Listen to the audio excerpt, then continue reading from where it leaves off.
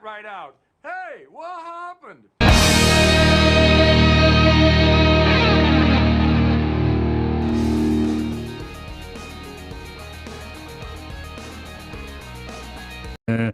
Hi, everybody. Welcome. My name is Dean. Welcome to the program. Bondzee's here, everybody. Bondzee, everybody's here. Bondzee's here. We got Locke here. We got my friend Scott here. Scott trades. There's Scott. There's Locke. It's like a ratatouille of radio idiots, all on one program. Anyway, good to see everybody. We have a fairly busy program today. I do want to just start with this quick update. Bondzee was suspended from Twitter about 25 to 30 minutes ago. Oh, let me guess. Your anti-vax position? No. Not anti-vax, Locke. I just went on to Bondzee's Twitter account, and he's back up. What happened? Yes, sir. I have no idea. Dude was suspended for like 5 minutes, and now he's back up. He was suspended. I called him. I'm like, do you know you're suspended? And he's like, yeah, my son and I were just talking about that. I have no idea why. I'm like, dude, all you've done is post pictures of you and your kid for the last like week. Like the most unoffensive he's ever been. And Twitter's like, fuck it. Let's get rid of him. There's something wrong with him. He's being too nice. Were you promoting drug use? Ayahuasca? No, I wasn't. So what listen, about were you promoting microdosing? No, I wasn't. We're not allowed to talk about that because I bring it up every show. So I'm not bringing that up today, and I'm not talking about the 58,000 pounds that this bus is, or 6. Good. That's it. So I don't know what happened. I was in a national park this morning. We were posting some stuff, and then all of a sudden, somebody on Twitter said, "Hey, why did Bondzee's account get suspended?" So it was news to me. Dean's like, "I don't know. We'll find out in an hour." So I gave my phone to my son. I was driving at this point, and we're actually pulled over in a truck stop off I-40 right now, about an hour outside of Flagstaff, Arizona, and my son put in a complaint or filed a appeal as to why my account got suspended. And their response was, your account's not suspended. And so he went back onto his phone, and it turns out my account was back up and running just like that. So I think they realized they made a mistake. You cannot silence Bondzee, okay? No, there's just no way. Yeah, that's right. Well, and I was going to say the same thing. Shocked because of all the unbelievable information you've given out on Twitter over the past little while, and I would have thought they would have looked at you as a serious asset to their platform. Bondzee, but you're changing good to hear you're back. I can't believe after all my talk, 2-finger cul-de-sac, shaving my bunghole with a bic. I can't believe I'm not blue mark certified yet. To be honest with you, Dean. Sort of a shame, really, isn't it, that you don't have a blue check mark? I don't know. Everybody's like fucking boning for these blue check marks now. Like I've got one, and I got one because I went and worked at Rogers, and like, you need a blue check mark. I'm like, I don't want one. All the fucking losers have blue check marks. And they're like, no, you have to have one. If you work here, you need a blue check mark. And I'm like, what's the fucking point of the blue check mark? It's just a blue check mark. And they're like, so people know that that's the real you, right? And I'm like, okay, let's break this down. How many people on this planet that know me would like to parade around as me on Twitter? Like zero. Nobody does. I haven't seen one fake Dean Blundell account yet because everybody's like, I don't want to be that guy. And he really wants one. Yeah, but I don't want it, and I know he wants it. Do you have one, Scotty? Do you have a? No, I don't have a check mark. Yeah, but you I do. want a check mark. Do you? I'm with Scott. I want one. Why do you guys want check marks? It's a status symbol. Totally. Yeah. You want you want the status of the blue check mark? Begging for it. Yeah. That's gonna make your Twitter life complete. It's like winning the Twitter lottery. What happens? I don't know if it's a completion thing for me, but do I not take the blue check mark seriously enough? Should I? Like when you guys get a retweet from someone with a blue check mark, do you go, oh fuck, that means I'm important? Is that what happens?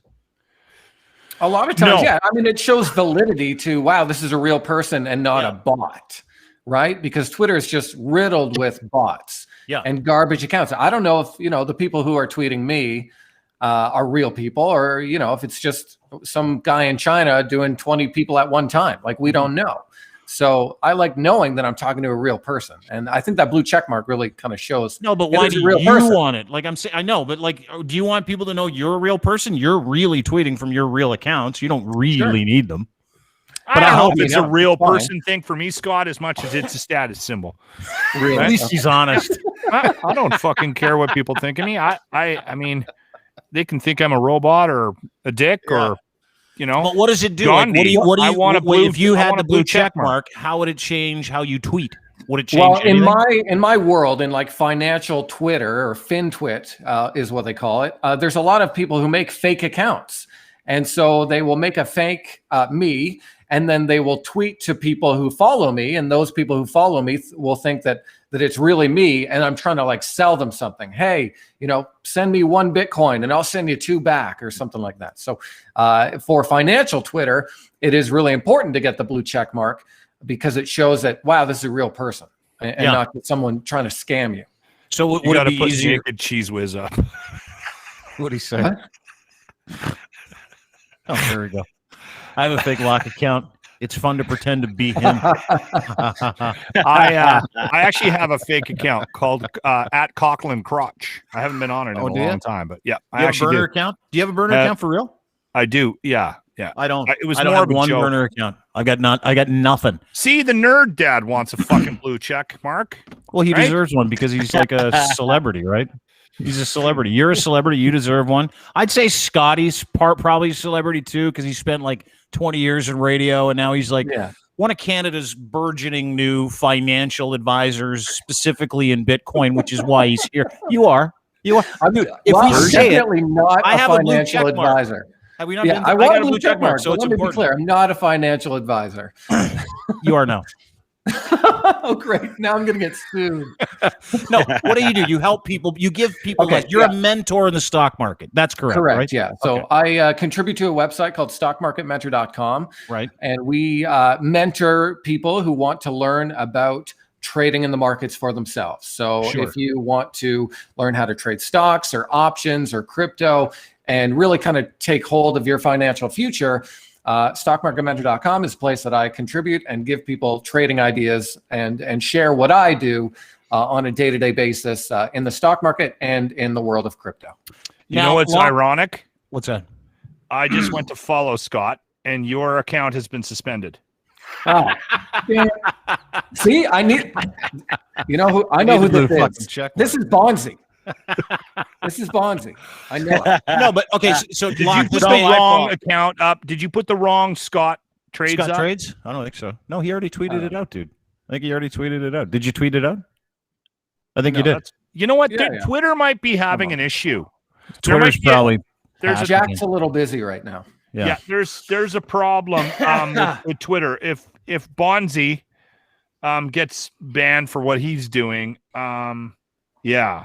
there's probably something going on with Twitter right now. All right, so they're probably dealing with a technical issue. Look at us breaking news again. Fucking either way, Twitter's down. I just made that news up, but it's still breaking. If you want to hear Locke make up the news regularly, 95.7 Cruise FM in Edmonton every morning. I pull the news out of my ass every day. Who doesn't? That's why radio is great.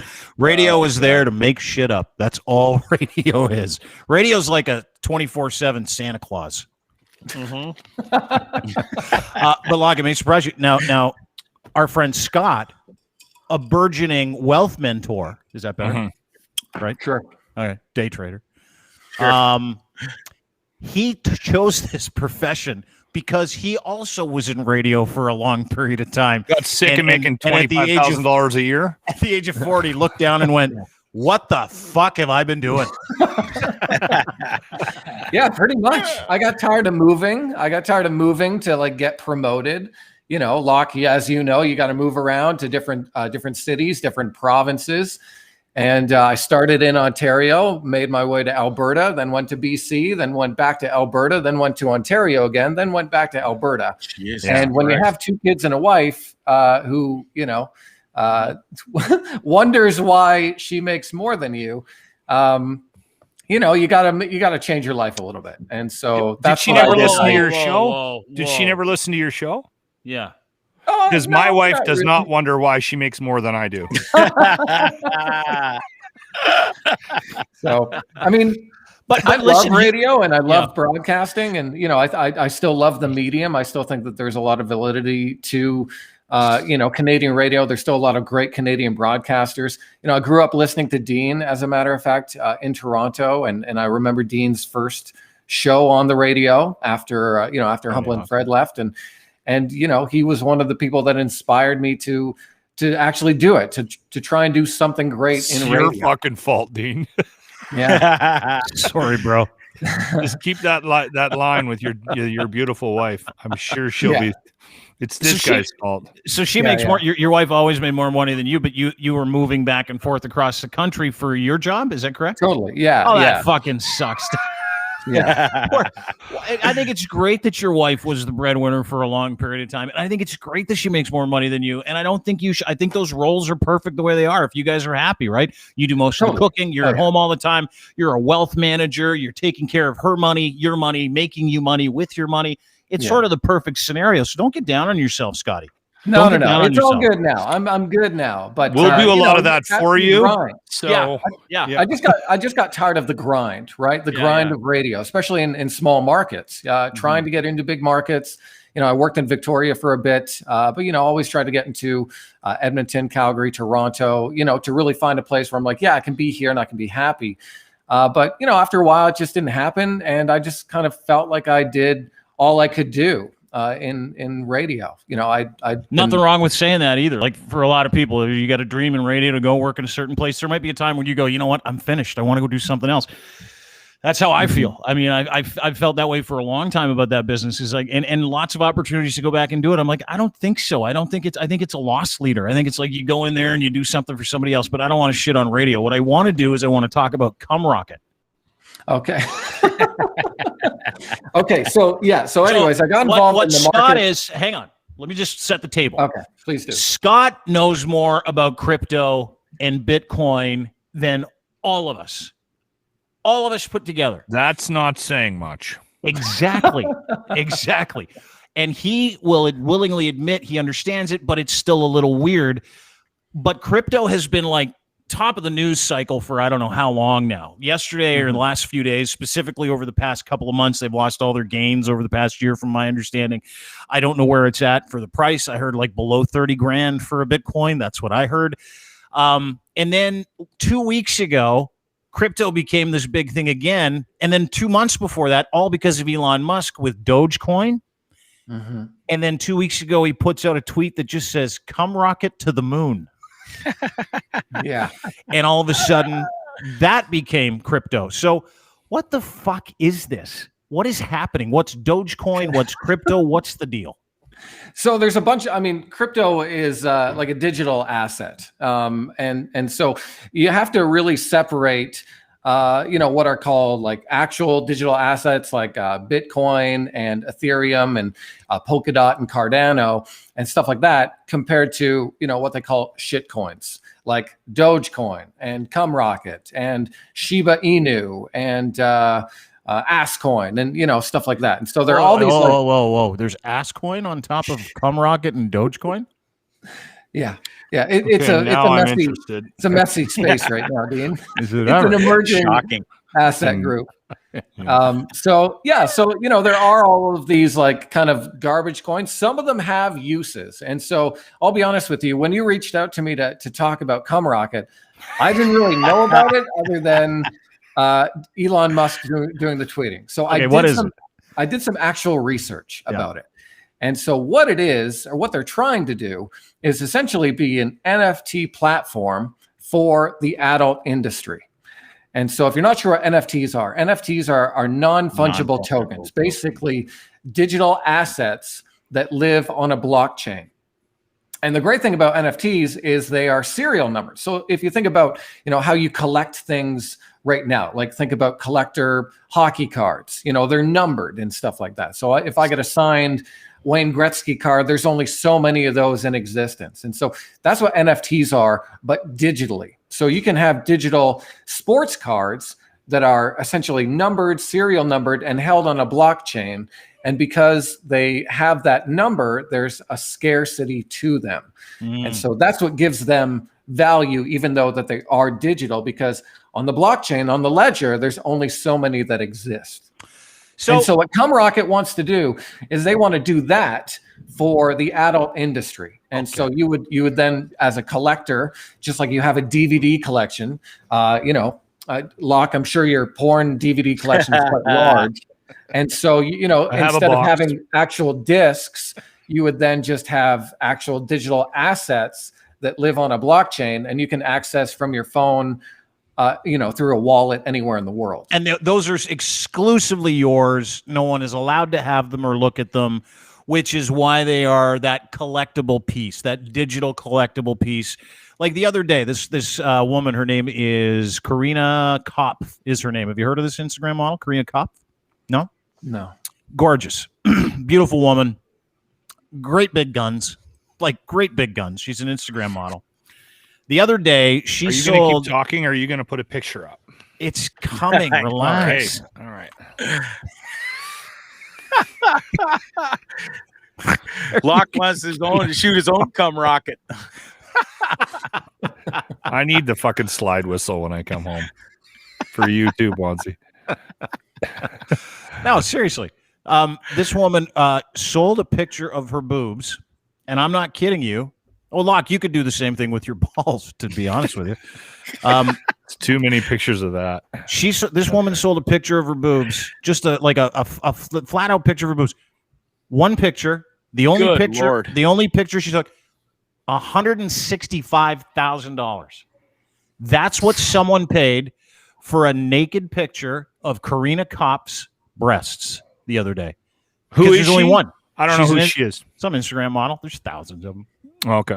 And she's got an OnlyFans account, and people are pissed because her OnlyFans account is like full of just the same shots she puts on her Instagram account. So she finally decided to put out an NFT, or just a digital picture of her breasts. And obviously some total pervert with lots and lots of money was like, yeah, I'll buy that picture of her boobs for Good for her. Good for her. That's what you're talking about, right, Scott? Like that is an NFT. That is a token. That is a collectible. That is based in crypto or blockchain. Exactly. And so that's what Cum Rocket is trying to do. And so they're trying to now sign. Every time you say it, they're trying to sign adult stars to their platform, and essentially be the only platform that they can get the NFTs from. So that's what Cum Rocket is. So Locke, you could technically post this picture of the balls that you put on Twitter yesterday. You could technically take a picture of your sack and sell it as an NFT. And some mega fan of yours out in Edmonton, maybe Positive Mike, maybe your buddy Wade. Oh, for sure, Positive Mike would want to see would probably spend thousands to have the only picture of your testicles on the open market. No word of a lie. I'm going to write that idea down. Okay, the flow of the podcast is such, Scott, that now is where I would ask a question. But instead of asking a question, I'm going to read what I used to tease this episode with you on it on Facebook. Ever wonder how crypto works? Me neither. Should be a great show.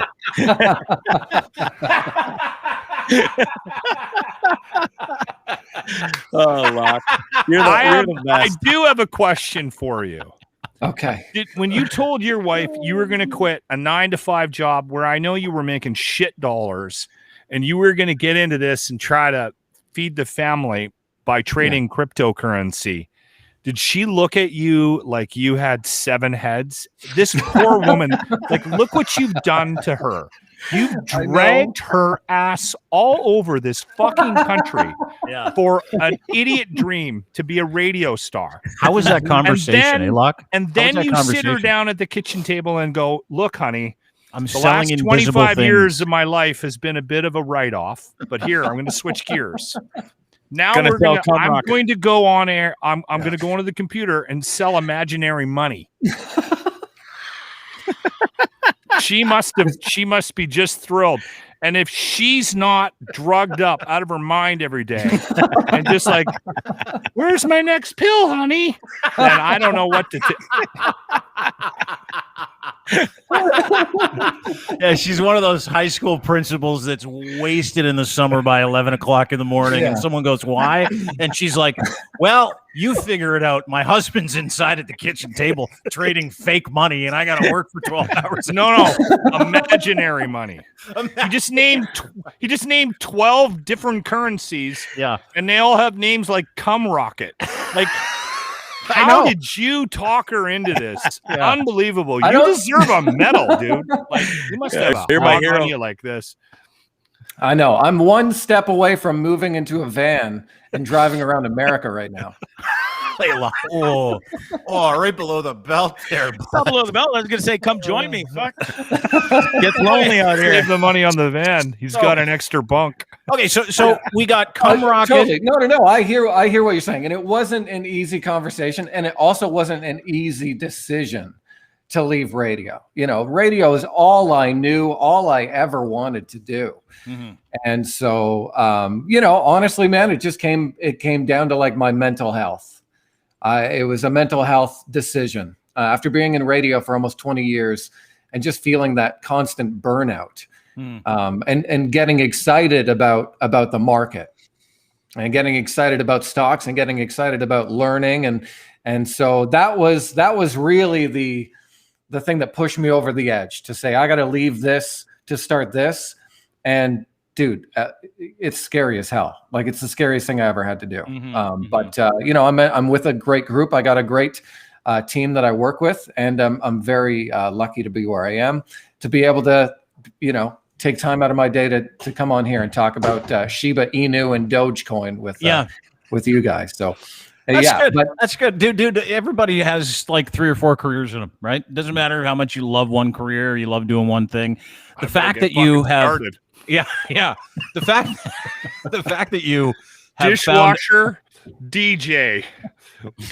What's next? Same qualifications. I can't wait. Yeah. I am so excited. Yeah, we're fucking.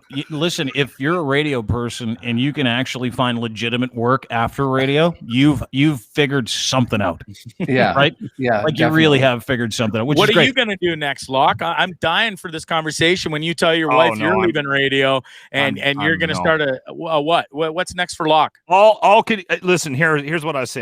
Good for you, Scott. You're doing something different. It must have taken tremendous balls to jump out of doing what your passion was, and it is unfortunate. We live in a time right now where radio eats its young, and quite often, like, I'm very lucky. I'm in a bigger market. I make enough money to feed a couple of kids and buy some clothes and pay the mortgage. We do okay. I'm not rich by any stretch, but we do okay. And I'm in a market, and I work for a company that allows me to kind of do the type of show that I want to do. I don't have to try to be somebody else, which I think is part, if I can take a wild guess on what might have been part of your burnout, I think you were probably trying to be somebody you weren't necessarily. You're not, and you're trying to attract an audience that you don't give a shit about. So that's hard on your psyche. You do know Scott's not here for counseling, right? Well, I almost feel like I need to, based on the fucking shitting all over him and what he's doing now, and then fucking him telling the story about getting out of radio. But I'm just saying, listen, I appreciate that. Anybody who does anything, this is how we raised our kids. I was like, you just figure out what you want to do and go do it. And if you want it bad enough, you'll get it. And both my girls are going after stuff that cost me a lot of money. So that was a great idea. Dude, that's why it's never been more important for you to sell one picture of your nuts on blockchain. It's hot, eh? All right. Anyway, Bondzee, I am never getting out of radio. I have absolutely no qualifications. And for the love of fucking God, I am not smart enough to sell anything like what Scott's doing. Like, I'm basically a newt. Like, there's no, like, I'd be selling cars. And even then, I don't even think the guy would fucking hire me to sell used cars. Like, I'd be in so much trouble if I didn't have a mic in front of me, like, in trouble. Yeah. It'd be the first time that you sold a car to a dude, and after he bought it, you told him to go fuck himself. That would probably be the, hey, does this have a glove compartment that can fit a cooler? Go fuck yourself. You're fired, Locke. I've actually been there. I sold cars and told the guy that bought a car off me to go fuck himself. It happened. It's a true story. It's amazing that you're the only one in a van in the United States.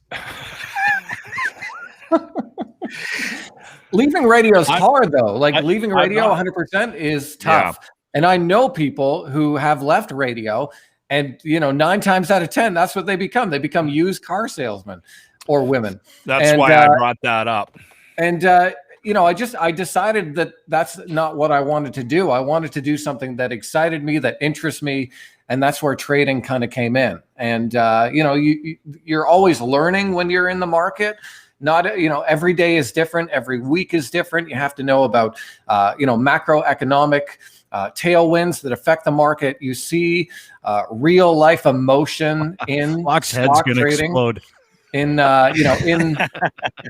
crypto, you feel the emotion, you see the emotion in the chart pattern. Yeah. And so I just fell in love with that. And after a certain point, it became something that I ended up loving more than what I was doing at the time. But good for you. Now, why crypto though? Why did you go that route? Oh man, exponential gains, my friend. Exponential gains. So I got involved in crypto last year. I started buying crypto around May of last year because my brother-in-law had been talking about it for many years.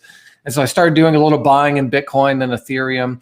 And then just based on the chart pattern. So I'm a technical trader. I trade based on chart patterns. And so I saw this chart pattern set up in Bitcoin and I said, okay, well, I'm going to actually put some real money to work here. And so I was fortunate enough to get involved in Bitcoin when it was around 10,000 US dollars. And I was fortunate enough to get involved in Ethereum when it was around 300 US dollars.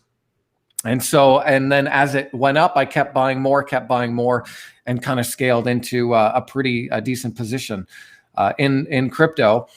In a few tokens, some of which, man, went from $5 to $40. I had one that I started buying at 20. It went to $200. When I bought Ethereum, like I said, I bought Ethereum at 300. I sold at over 4,000 US dollars. So I got like a 1,300% gain in that. I sold out of a lot of my Bitcoin around 54,000. And so, I just was there for the opportunity. I saw the opportunity. I didn't know too much about crypto at the time, but when you get involved in it, you force yourself to learn about it. I'm like, if I'm going to put a couple $1,000s to work, I want to know exactly what I'm buying. And so the more I was buying, the more I wanted to learn about it. And then it just kind of compounds over time. And so you end up getting down this rabbit hole of, future technology and exponential growth, and you see it in real time, and you see it happening, and then you see things like NFTs come out, and it clicks for you. It makes sense, and so that's kind of what got me into crypto. But before that, like before October, really, I was mostly just doing stock trading, and so crypto was a new thing for me within the last year. But so are you out of crypto? Like you said, you sold your position in a couple of different coins, but are you out of crypto? Because you said you sold at 54,000, and I yesterday was below 30. Is that correct? Yeah. So I got really lucky, like horseshoes up my butt, kind of lucky, because I ended up selling my Bitcoin 3 hours before Elon Musk tweeted and crashed the market. And it was crazy because I sold it all, and I was pretty emotional about it because I had been holding it for some time, but I saw kind of my account, and I saw the money in my account, and I just said, wow, like this is crazy. I just need to hold on to this for a minute. And so, I just said to myself, okay, if it goes up, it goes up. I can buy back, whatever. And so, I sold it. And then I said to my wife, let's go for a walk. I want to go for a walk around the lake. I need to get out of my head, because I just sold all my crypto, and I'm pretty kind of crazy about it. And so I saw it go back up. So I sold it, and then it went back up for 3 hours. And then after the third hour, Elon Musk tweeted, and it just crashed. What did he tweet? He was tweeting about Tesla no longer accepting Bitcoin as payment or something along those lines. How has he been able to determine that market by just a tweet? Like, how is it that his tweets about this are so powerful that they can give birth to new currency or kill that currency. Just one tweet, 140 characters. It's like he's in charge of crypto when he says something. Well, I mean, you have to respect that he is, one of the richest people in the world. So he has a lot of pull in that in that environment. You reading that comment, Scotty? Yeah. I'll speak on behalf of the audience, Joe says. Huh? So I dig it. I love it. Yeah. So with Elon, the thing with Elon is he has always done this. If you look at Tesla. Was he shorting it, maybe? No. I just mean with him and tweeting. So, but was he shorting it? Was he short? I don't think he could short crypto. No. He still owns his crypto, and he also, like, Tesla still has their crypto. So they didn't do anything with crypto other than they said, yeah, we're not going to accept it right now because they're trying to be this environmentally friendly company. I never trust people with money, though. He did it for a fucking reason, and it probably paid back somehow. Well, I because you guys are all criminals. If you make money on the stock exchange, you're a criminal in my mind. There you go, Scott. He just called you a criminal. Welcome to the program. Well, you went from radio to being a criminal, so not a big stretch. Wow. Brent says, "God damn it, Scott! Why didn't you text us? I'm still holding all my 71 grand bought in crypto on my way to see a Bondzee live in a van. My wife is stoked for all of us and our $9 we have." Sorry, it's about what I got left too. You got to sign up. Bondzee never knew he was getting new roommates by joining our podcast.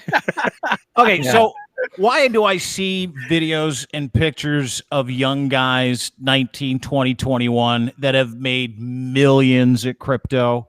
And like I saw a video the other day of these guys that made a ton of money on crypto, pouring Dom Perignon all over their brand new Rolexes. Like that's the new thing, right? For crypto bros, because it really, like, crypto is like, it kind of has this mysterious little, hey, all you guys that don't understand the market, just give us your money and you'll double it in like 3 weeks. That's kind of the vibe that crypto has. It's like, free money for idiots, but that's not really the case. It's just, you know what I mean? I don't mean to say that. I'm not crapping on you. I'm just saying. No, it's all good. No, and I see that too. And I actually don't like those protocols. I don't like Dogecoin. I don't like Shiba Inu. I don't like all the, Asscoin and stuff like that, because I feel like they take away from the legitimate. Okay. So if Cumrocket is blockchain for porn, what is AssRocket? Okay, so it's Australian. I think it's Australian Safe Shepherd. It's another dog of some kind.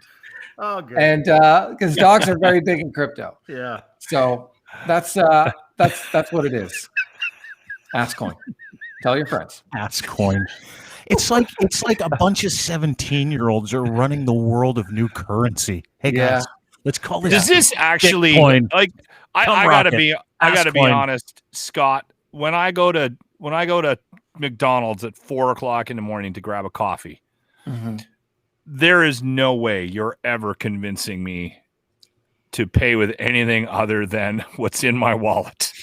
It is just not happening. I'm sorry. And I'll be that guy in 5 years. I'll be that guy in 10 years. I'll be that guy in 25 years. You're an old dude, though. But do you have a bank card? I don't think, honestly, Scott, I don't think you're going to convince a large portion of the audience to get into this.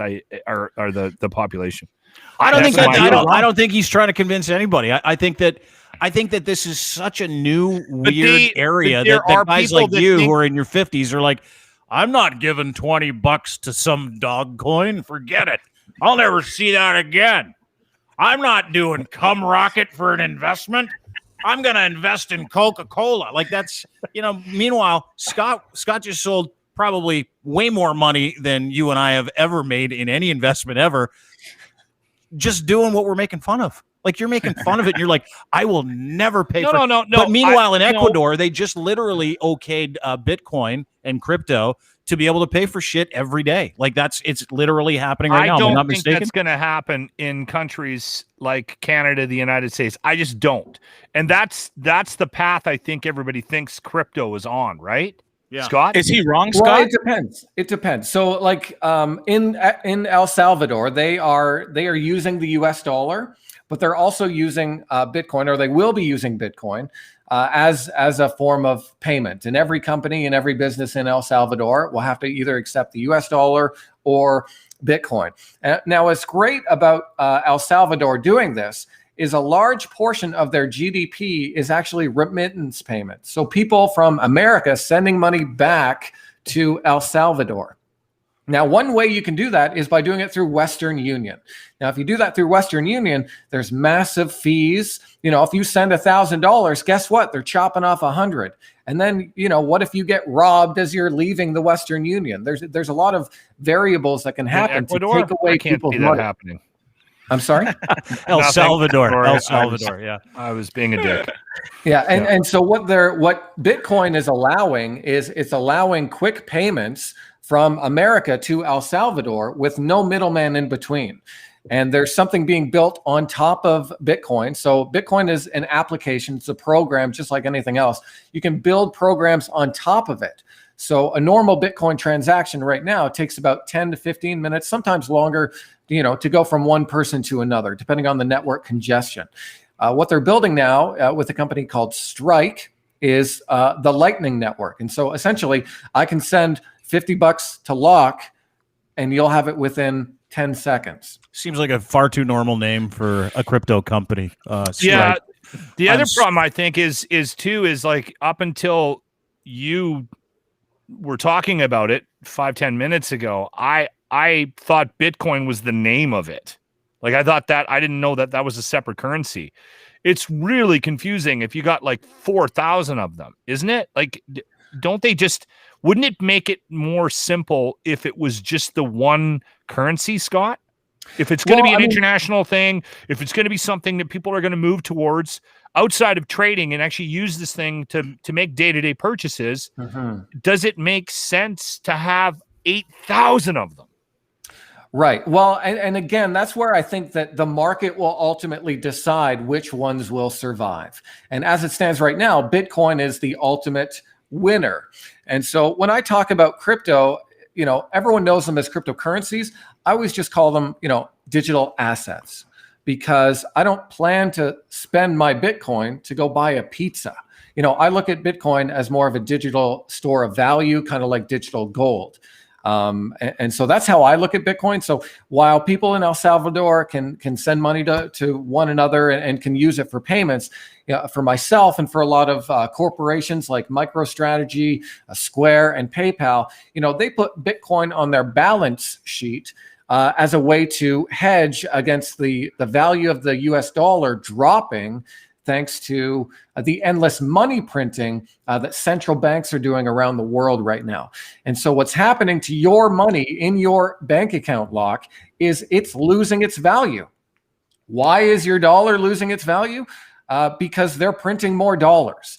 And that's why you're seeing prices go up in everything from, every asset around the world is going up in price, from used cars to houses, and pretty soon food, is going up in price. They're costing you more dollars because the value of your dollar is actually dropping. So some of these countries like El Salvador, whose currency collapsed and they had to take on the US dollar, they can use Bitcoin as a way to maintain the value of that currency or of their life energy.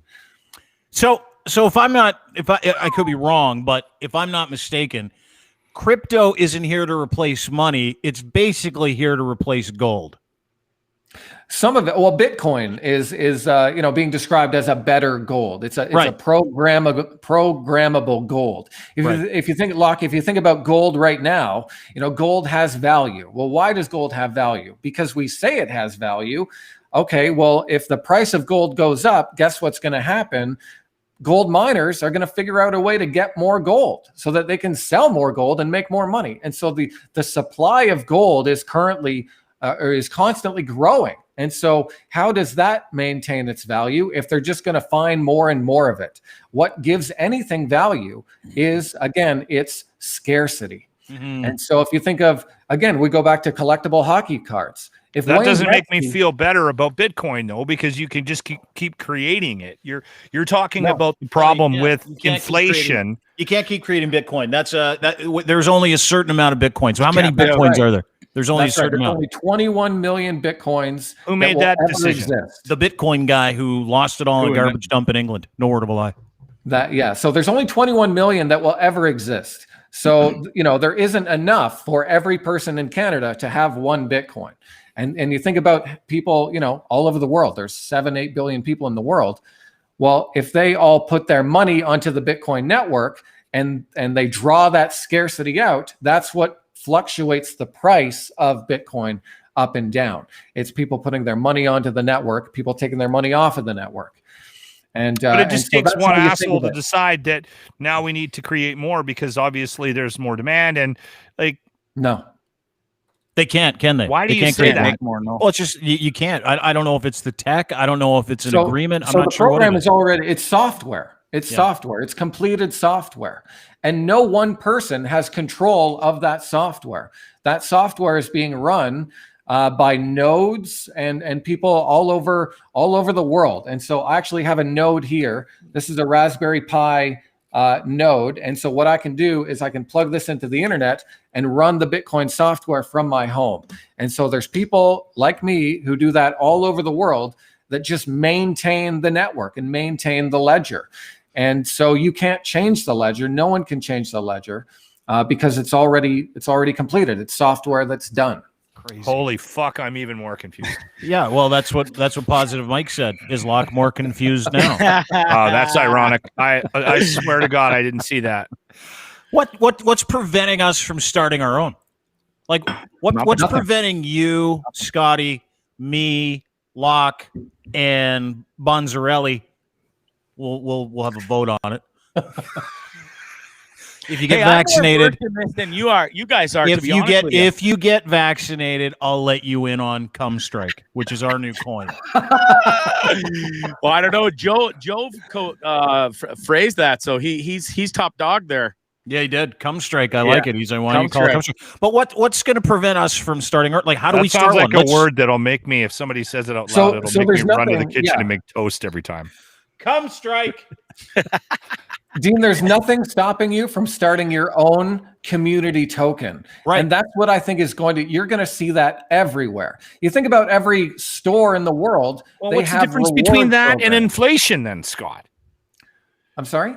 What's the difference between that and the inflation that we're dealing with now? Like if everybody and anybody can just start up this cryptocurrency, boom, and then start trading it or sharing it with their friends, what's the difference? Why is that a safer alternative to what we're dealing with now, which is these markets and these currencies and everything going up through the roof and like countries losing control of their currency? Like, what's the difference?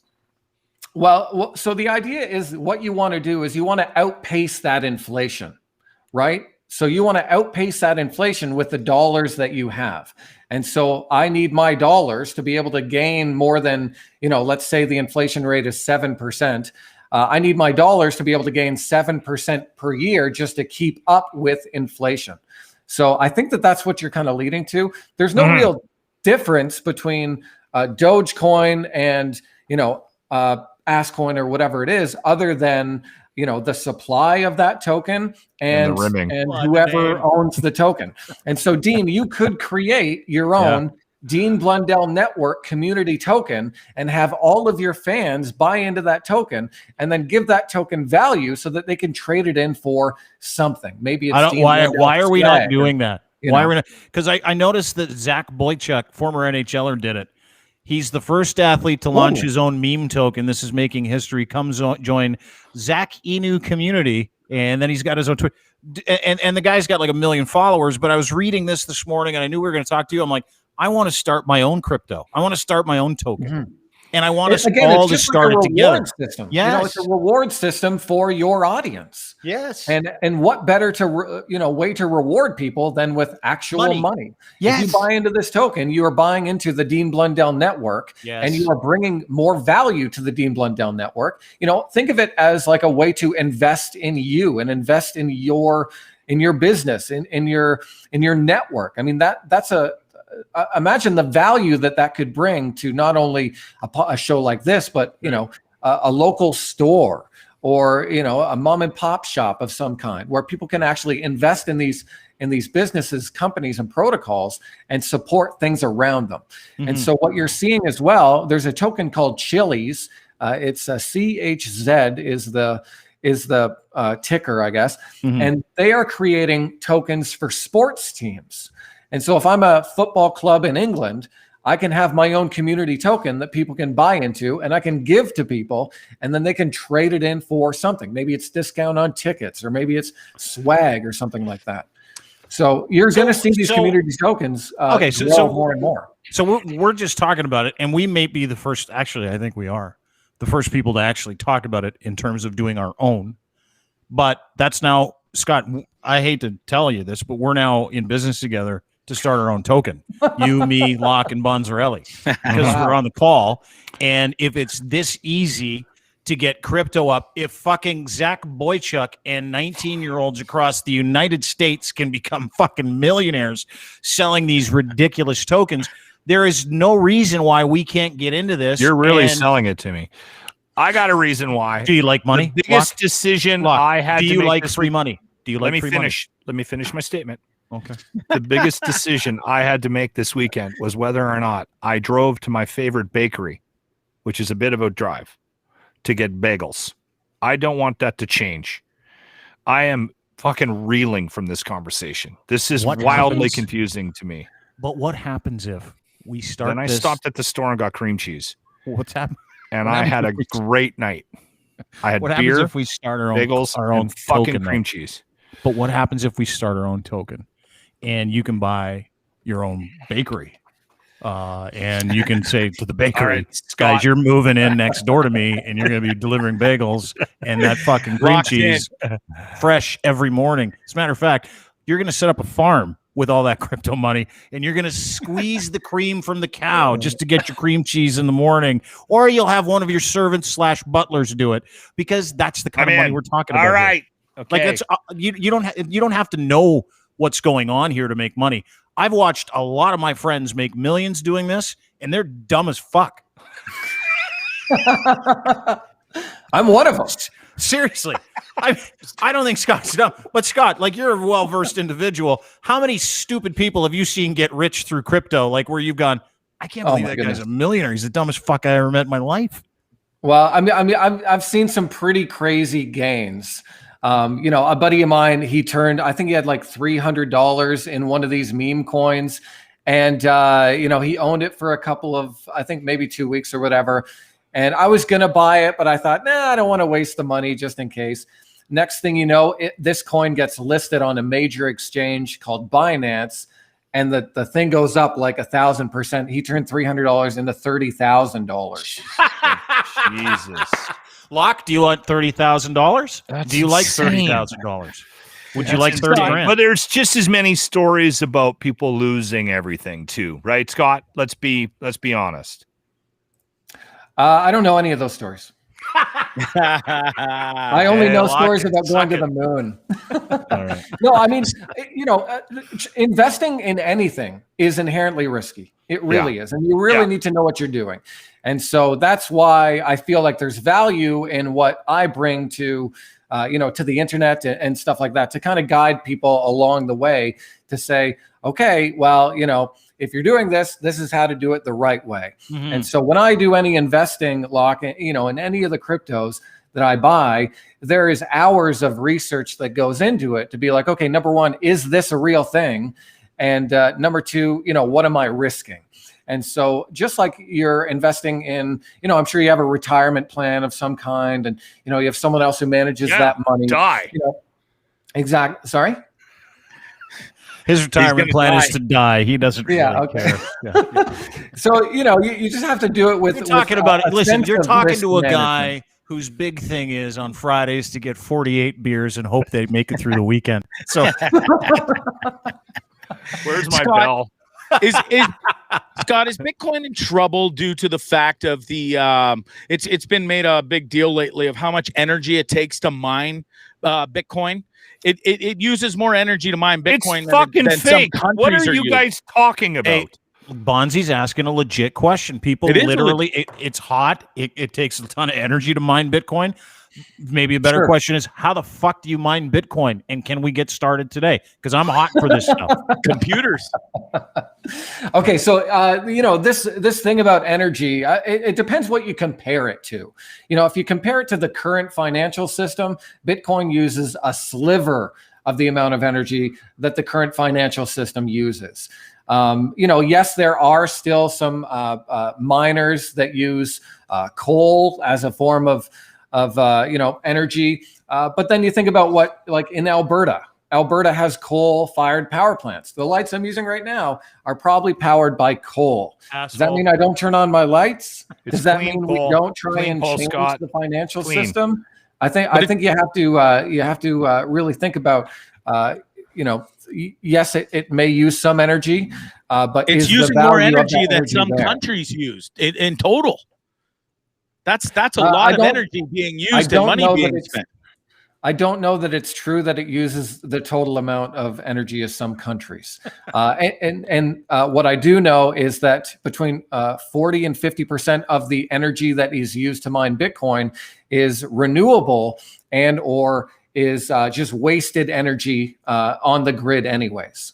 So in Texas right now, Texas is actually bringing in Bitcoin miners because they have set up a lot of renewable energy in Texas. And so they're trying to, use solar and wind and all these different things. And they're trying to attract crypto miners to that area. And so what's great about crypto mining is you're seeing a lot of them right now get pushed out of China as China's cracking down on some of these miners. And guess where they're going? They're going to America. And so Bitcoin and Bitcoin miners have an incentive to go where the energy is cheapest. Look at Locke's face. I'm stressed right out. Yeah. It's tough. You said it was hard fucking to imaginary, and now we're talking about mining. This makes no fucking sense to me. No, but I think it's different mining. Like, I don't think you need a pickaxe and a splunking helmet for this kind of mining. The way they mine crypto, Locke, is it's a computer algorithm, and so the computers have to solve a math problem. Yeah. And the reward for them solving this math problem is getting Bitcoin. Fuck, I am out. I am so out. It's not even funny. Well, that's fascinating. Scott trades stockmarketmentor.com. Is that the name of the website that you work for? Yeah, that's right. And Locke, we can go offline. I can teach you everything. Yeah, I'll get right on that. Let me send you my number. Okay, let me say this. Okay, because I don't recall ever hearing you on the radio, so I can't tell whether or not it was a good idea for you to do what you're doing.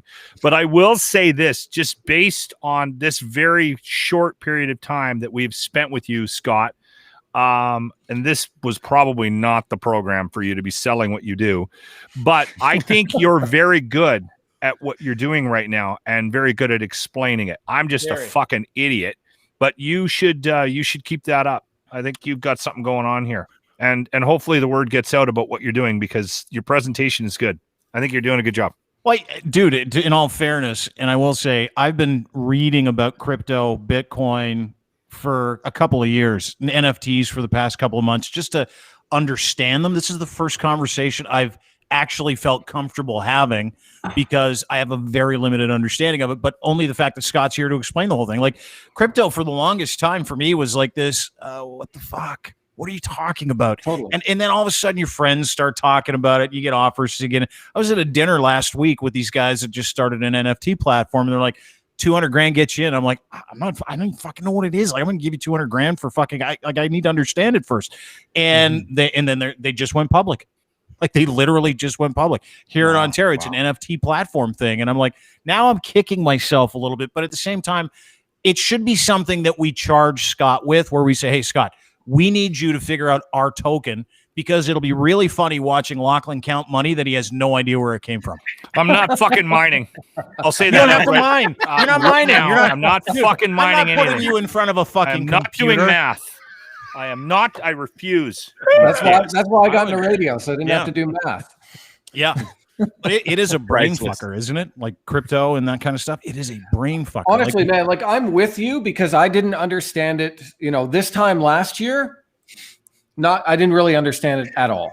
And but I'm someone who has the attitude that open minds win. So if I have an open mind about something, I'm open-minded to, okay, this is something I don't understand. Can someone who's smarter than me tell me about it? And then I soak up that information. Eventually you start to get it.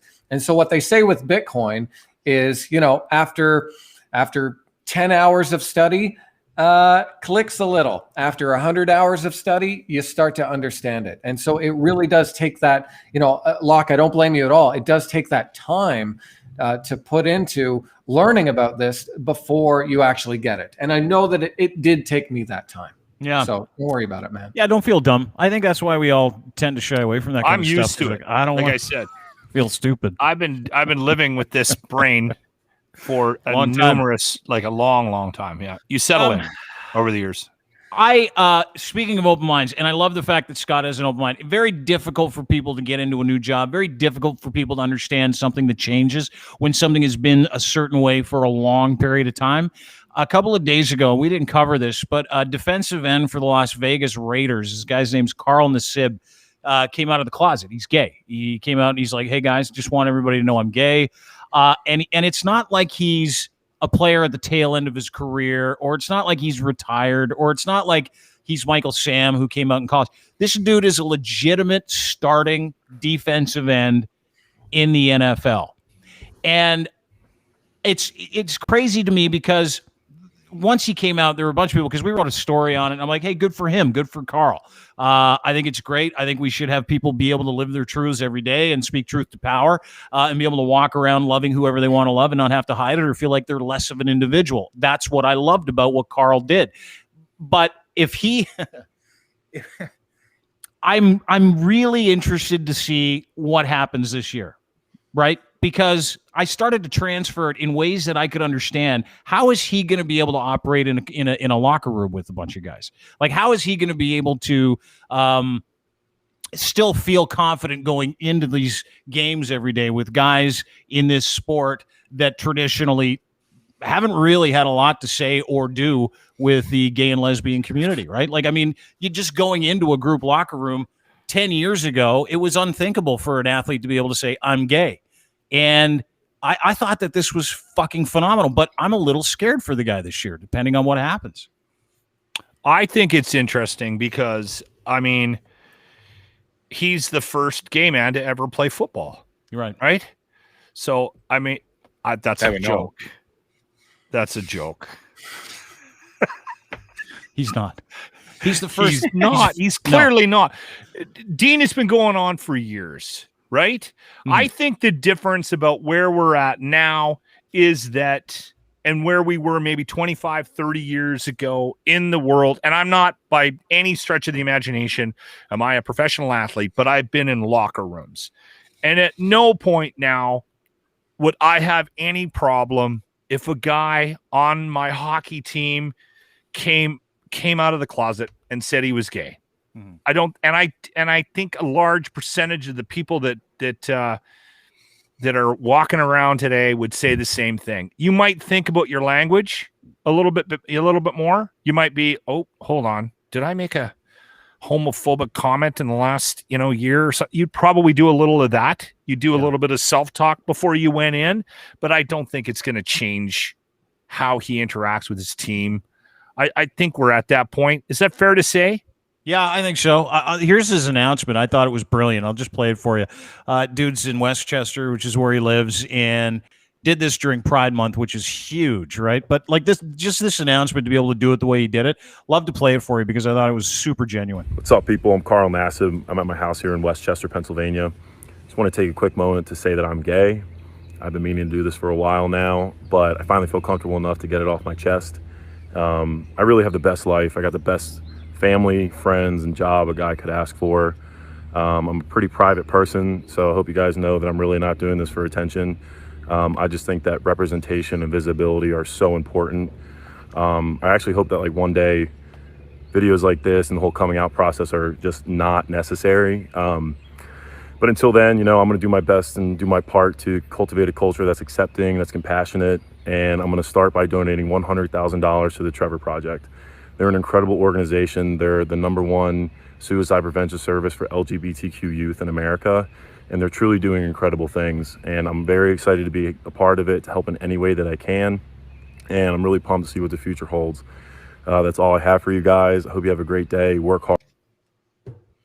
Cool. Very That's cool. great. Right? Yeah. Well done. I can't wait till we live in a time where those videos aren't necessary, where it's not news, right? It's just, okay, cool, whatever. And we carry on. Yeah, but I me too, and I think we're a long way away from that. Someone tweeted me after we put up the story, and he was like, "Why is this even news? I don't care." And I think right now it should be news.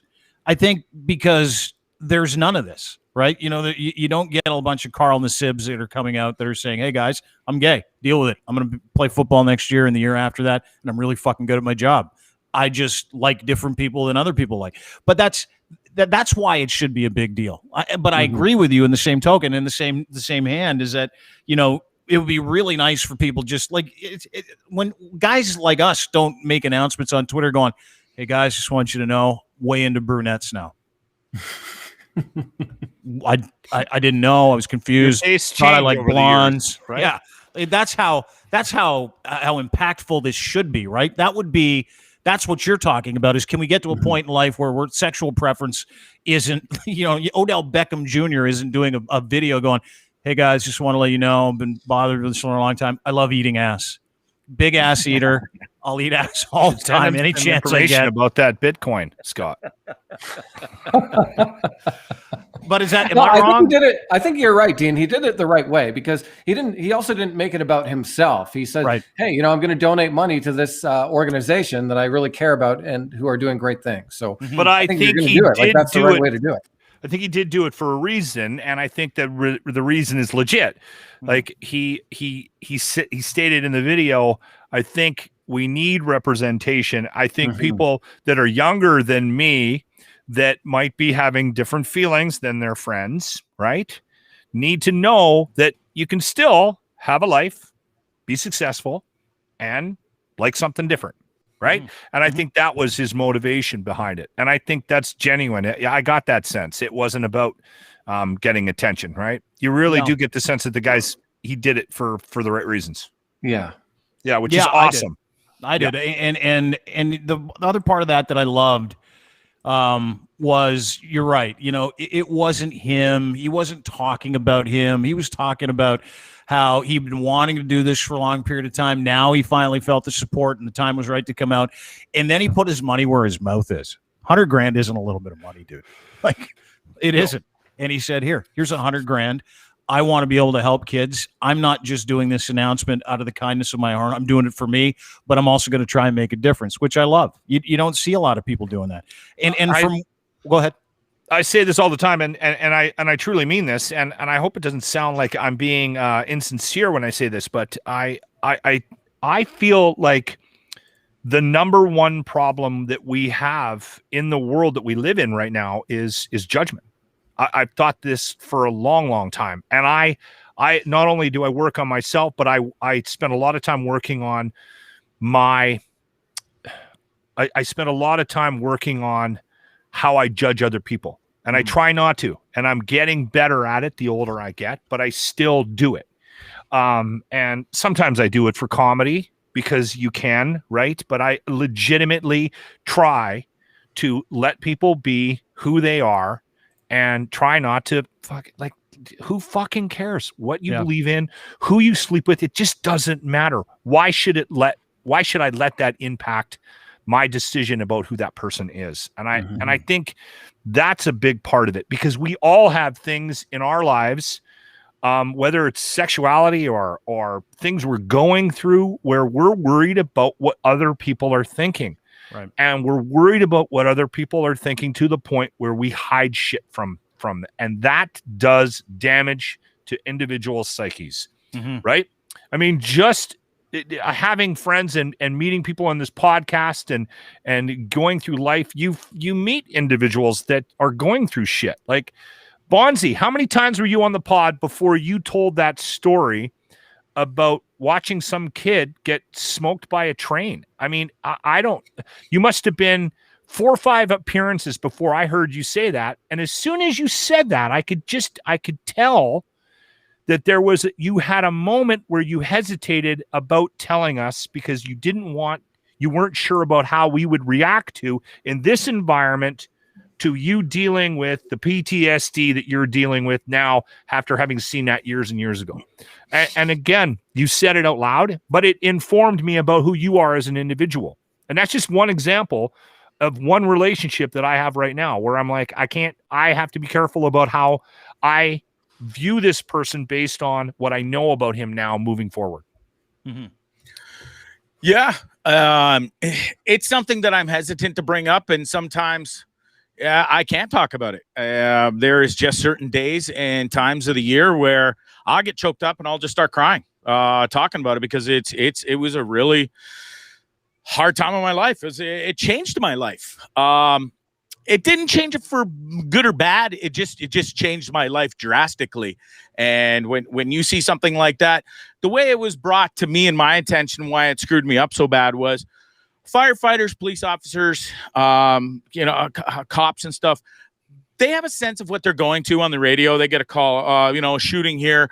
So the brain's already comprehending what they might see, what they might deal with. Whereas when you're just walking up the street, wasted out of your tree at midnight, and you look and there's a kid sitting there, and 2-3 seconds later he's gone, your brain kind of doesn't work in the same way. It wasn't prepared for that kind of situation. And then you find them, you weren't prepared for that either. And yeah, so I do get apprehensive talking about it. I am way better at talking about it now.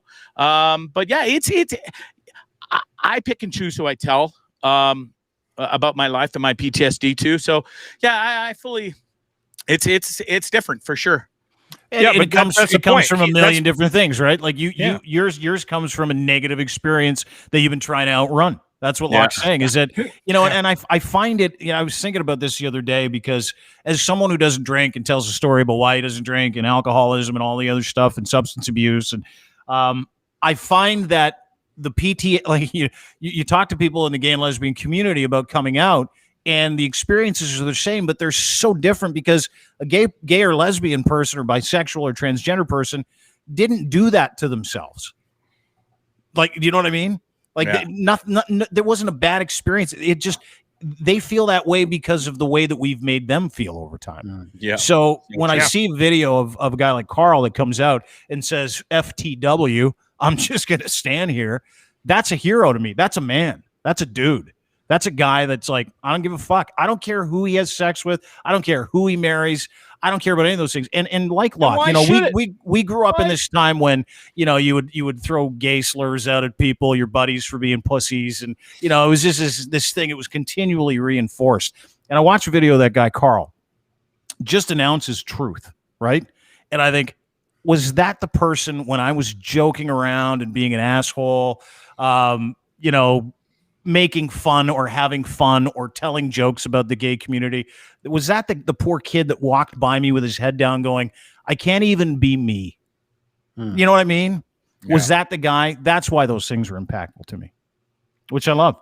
You know what's interesting, though? I mean, if we all thought about it, we could probably recall a situation within not that long ago, like a very short period of time.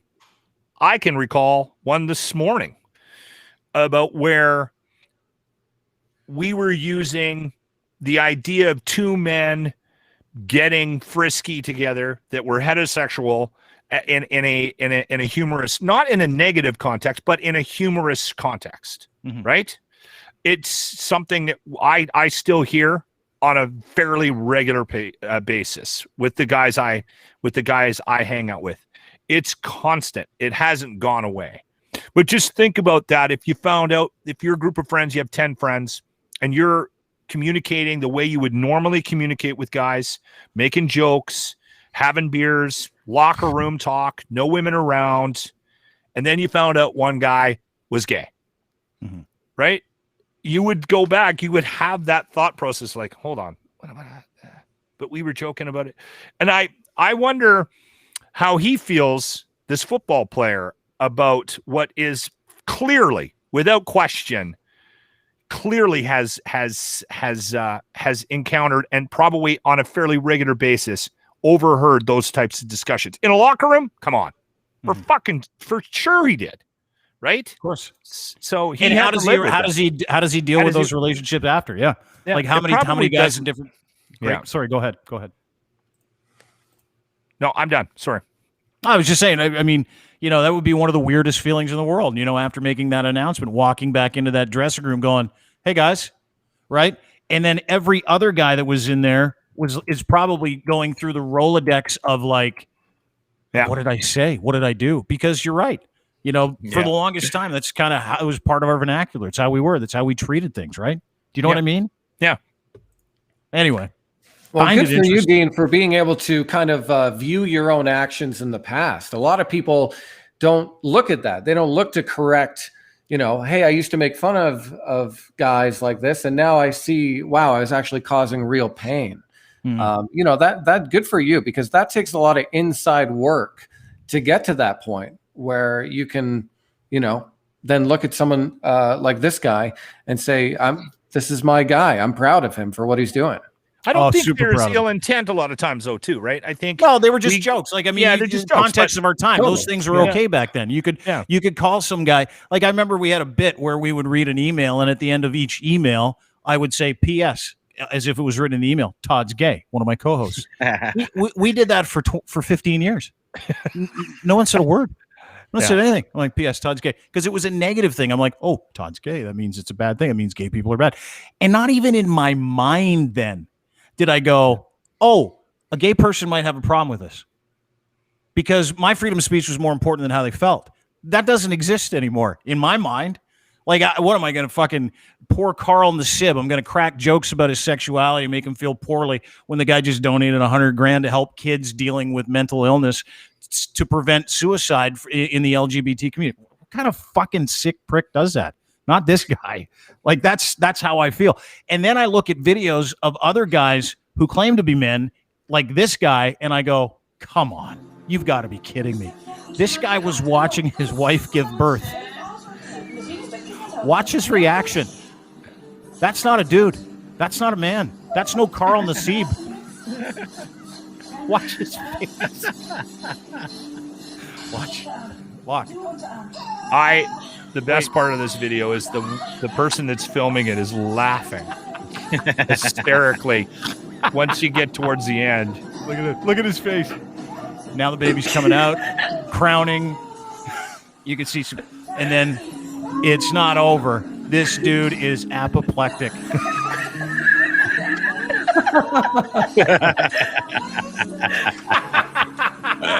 Look at the wife. The woman filming it is laughing her ass off. He doesn't want to have anything to do with that kid. Watch the wife look at him like, what the fuck's wrong with you? And then look at his face.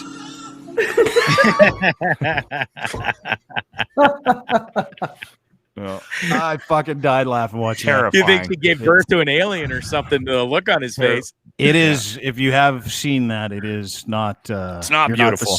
You're not the same after. It's awful. You're not the same after. What was once a playground is now a crime scene. You're not the same after. You're just not. My first one looked like we dragged her to the hospital behind a car for about $4,000. She was beat to shit. It was terrifying. Awful. She looked like a prize fighter. Oh, did she? Just had gotten out of the ring 13 rounds. Well, I'm glad she's okay. From the beauty of childbirth to the anti-vaxxers in Nova Scotia. Did you guys? We're all that. None of us here. Well, fuck. Sorry, I gotta just hold my hand over the fucking screen so I don't see lock. So who's John McPhee? John Bondzee. Why? Who's John McPhee? No idea. John McAfee. McAfee. Sorry. So, have you heard of McAfee antivirus? Oh, I interviewed him like a year ago. John McAfee just died. Yeah. And dusted himself in prison, maybe. Yeah, because he was being extradited. He was out of the U.S. for a long time. Word has it about tax evasion or whatever. And so I guess wherever he was, because I got the update here. Yeah, wherever he was, they caught him and put him in jail. They're going to extradite him to the U.S. But then being back in the U.S., he would have spent the rest of his life in jail. And a lot of it has to do with actual cryptocurrency, Locke, because some of, I guess they're claiming that he was pumping some of these cryptos that were going up like crazy and then making the money and then not claiming that on his taxes. Yeah, okay. John McAfee's officially dead. Huh. I don't think his wife put out the, Happy Father's Day. His last tweet was June 20th. John McAfee. Yeah, he's dead. John McAfee is toast. We interviewed him a year and a half ago, and he was on a boat, and he was with his wife, Janice, and he had 4 or 5 semi-automatic weapons on his lap, and he was maybe one of the fucking greatest interviews I've ever had. Really? Ever. Yeah. Wow. Crazy. He was incredible. He was smart. He was well-spoken. He was extremely libertarian. Probably a criminal. Probably. Sounds like it. Lived Locke, you love him. He drank and did drugs from the moment he got up to the second he went to bed. Well, everyone That's needs a all he hobby. cared about. That's all he cared about. Just being able to take the money. You know McAfee antivirus, you know the software? That's him. Wow. That's him. Yeah. So dude's dead at the age of 70, I believe. That's crazy. Yeah. Wild. It's a good run. Really good run. Guy did whatever he wanted, whenever he wanted. He literally went down to Belize and took over a town. He's like Bondzee, but about on 15 years ago. Bus. Yeah. He went to Belize. The government's His like, give bus us floats. I don't think it does. I think it does. Anyway, last but not least, I do want to get to this because this happened today at the Nova Scotia, New Brunswick border. Locke, you'll hate this. A bunch of trucks trying to get across the border with vaccines. I hope you guys, like, this is Bondzee's team. These are Bondzee's people trying to stop a truck from going across the border full of vaccines because they don't. Fucking guy. I would never put myself in that position. I don't believe 100% of their in their actions or what they say or talk about. So you can't lump me in with these clowns.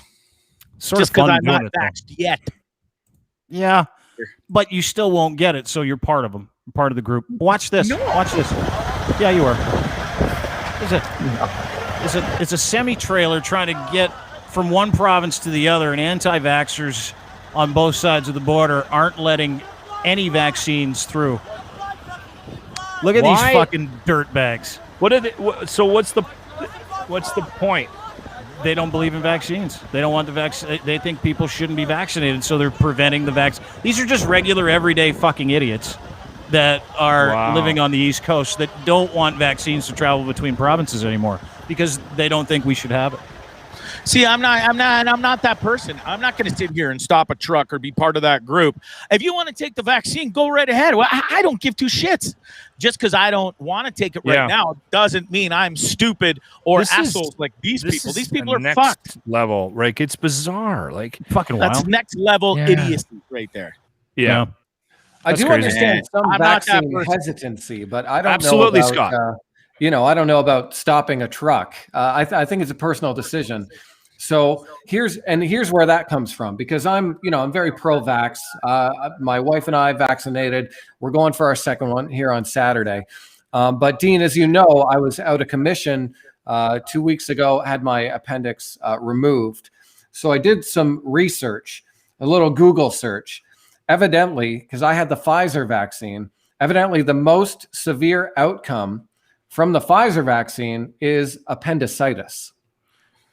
So part of me thinks or wonders, and there's no proof other than this was in the Pfizer report and it's listed on the CDC's website, is that, did I have an infection in my appendix and the vaccine kind of cleared it out, or was it a cause thanks to the vaccine? And so I'll be honest, I did kind of question, do I get the second dose? I don't know. If this is how my body reacted before, then how's it going to react next time? Did you get your appendix taken out? I did, yeah. Well, then you don't have to worry about it next time. Well, no, I know, but what else might happen is my thought. So. How many fucking appendixes do you have, Scott? I get it. When you trade crypto, you get a couple of them. They're free. Scott's like the only 3 months. Canadian with 5 appendixes. But I think everybody should do research on what it is that they're getting themselves into, whether it's a vaccine or whatever. It doesn't matter if you're doing anything. You know, you're in a new health regime, or you're taking a vitamin. Do some research and learn about it. Right? I think that's, and there are people out there that are going to have adverse reactions to it. Right? Mm-hmm. There's people that are having nerve issues with some of these vaccines, which has happened through the years, right? Mm-hmm. But it's one in a million. People are different. Everybody's bodies are different. We keep having conversations about what the side effects are after you get the second dose, but it's kind of a pointless conversation, because every conversation I have with somebody, okay, I had the Moderna, I'm having, I had the AZ, everybody's symptoms are different. Yeah, we're all different. Mm-hmm. Some people, nothing, they don't even feel it. Next person's laid out for 2 days. They can't even get out of their bed, right? Yeah. Like it's, yeah. And I have heard it's affected some women's cycles. No. In terms of we had a doc on yesterday. He was like, that's a fucking load of shit.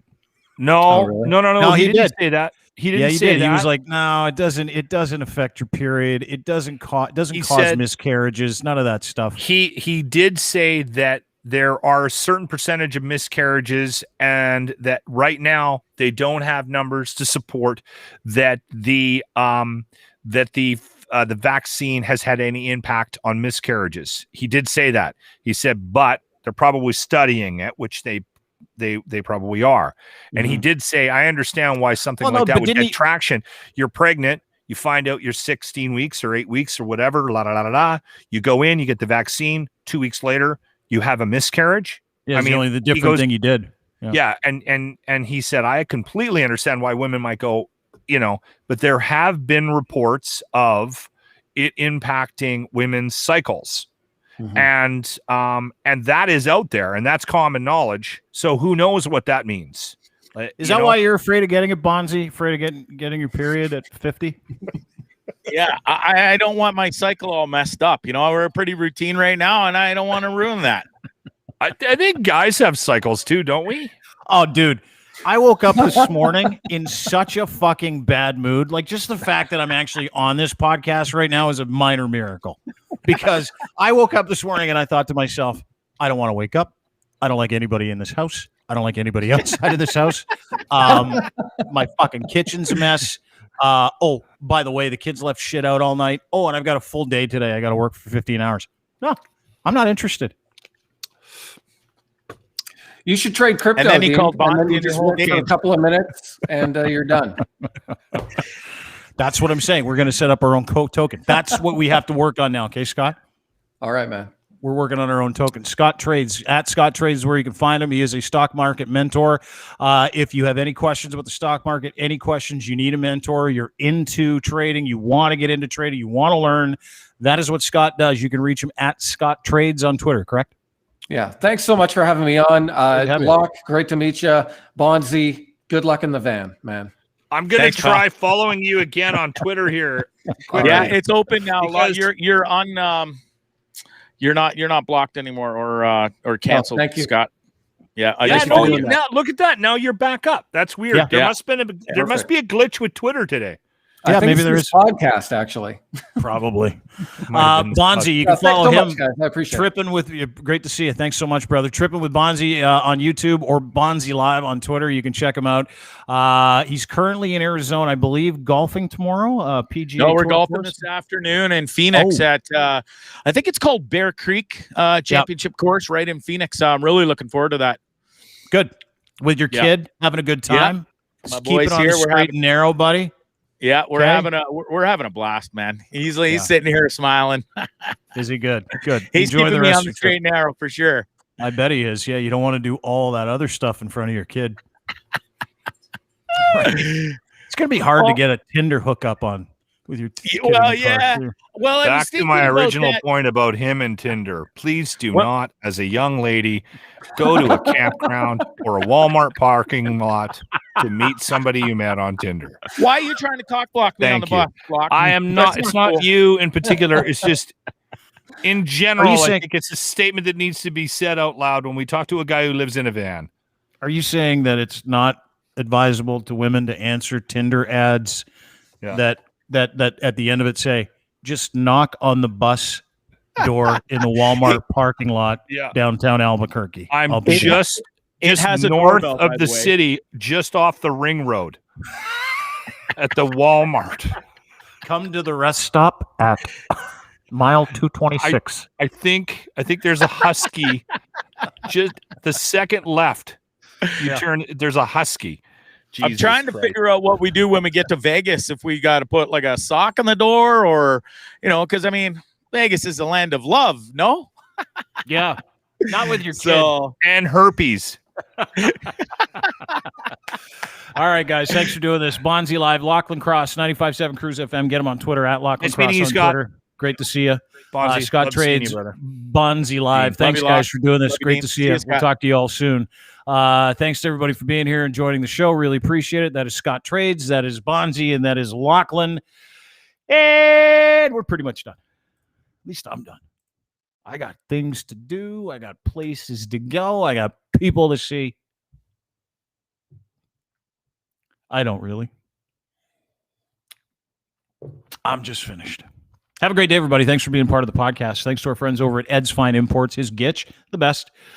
Boxer briefs with the pouch in the front. You can wear them all the time, and you'll never get sick of it. There are some underwear that guys get sick of wearing. You wear them. You've got special. Like every guy does. Like underwear is like, that's my crew. Those are my Gitch. That's what Ed sells. Ed's Gitch are the best. Boxer briefs, pouch in the front, super comfortable, no piling. He'll send you an extra pair for free when you order them today at edsfineimports.com. Just use promo code GITCH and then the number 3 when you order. Thanks to Blue Microphones. Hi, everybody at Blue. We use XLR mics from Blue, the Blue Yeti X. You can use the same. You can use a USB mic. They have everything. Everything you need to podcast, broadcast, game, stream, all that stuff. All of our network affiliates have it. Every single one of our content providers has Blue microphone equipment because they're the best. That's what we do. That's what they do for us. We do it for them. Go to Blue Microphones on Twitter or at bluemic.com today for more information. EasyAutoFinancial.ca. Join EasyAutoFinancial.ca. All you got to do is log on. No obligation. They will find you financing and the car you want. One option. Super easy. EasyAutoFinancial.ca. Check them out today. Zero obligation to. Totally free to try it. And you'll get a car out of the whole thing. And great rates, too. Huge rates. Great people. What am I doing? Domination.com. Adam and his crew at Domination.com have invented some AI that make it really easy for you to produce content.